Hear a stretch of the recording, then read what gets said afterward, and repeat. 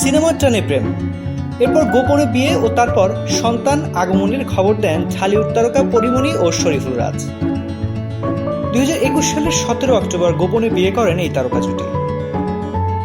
পরের বছরের 10 আগস্ট এই দম্পতির ঘরে আলো করে আসে তাদের একমাত্র সন্তান শামীম মোহাম্মদ পূর্ণ। বিয়ের 1 বছর পরে বিচ্ছেদের পথে হাঁটেন তারা। সংসার ভাঙনের পর সন্তানকে নিজের কাছে রেখে দেন পরিমণি। ছেলের সকল দেখভালের দায়িত্ব নিজ হাতে তুলে নেন তিনি। অন্যদিকে রাজ ব্যস্ত হয়ে পড়েন তার ব্যক্তিগত জীবনে। বিচ্ছেদের পর বিভিন্ন সাক্ষাৎকারে পরি জানিয়েছেন, বাবা হিসেবে সন্তানের প্রতি কোনো দায়িত্বই পালন করেননি শরীফুল রাজ, সবটা তার নিজেরই সামলাতে হয়েছে।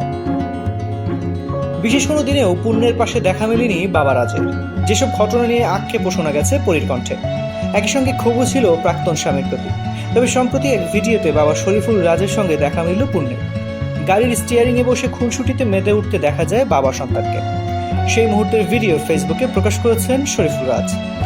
লিখেছেন, আমার ছেলের প্রতি আমি কিভাবে ভালোবাসা প্রকাশ করতে পারি। পৃথিবীর কাছে আপনি একজন মানুষ হতে পারেন, কিন্তু একজনের কাছে আপনি হয়তো পৃথিবী। তোমাকে ভালোবাসি আমার চ্যাম্প। এরপরে নতুন বছরের শুভেচ্ছা জানান শরীফুল রাজ। এদিকে রাজের সঙ্গে পূর্ণকে দেখে নেটিজেনরা পরিমণিকে খুঁজছেন। অনেকেই বলছেন, তাহলে কি আবারও সম্পর্ক স্বাভাবিক হয়েছে রাজপরীর? এমন প্রশ্নের কারণ অবশ্য রয়েছে, কারণ বিভিন্ন সাক্ষাৎকারে রাজের প্রতি তার ক্ষোভ প্রকাশ করেছেন পরিমণি। এমনকি সবশেষ গেল সেপ্টেম্বরে নিজের প্রাক্তন স্বামীর সঙ্গে বিবাহ বিচ্ছেদের 1 বছর পূর্তি উদযাপন করেছেন তিনি। সেখানে রাজের সঙ্গে পরীর ছেলেকে ঘুরে বেড়াতে দেখে অন্তর্জালে বিভিন্ন গুঞ্জন, প্রশ্নের সৃষ্টি হয়েছে। অনেকেই মনে করছেন হয়তো সন্তানের টানে বরফ গলছে রাজপরীর।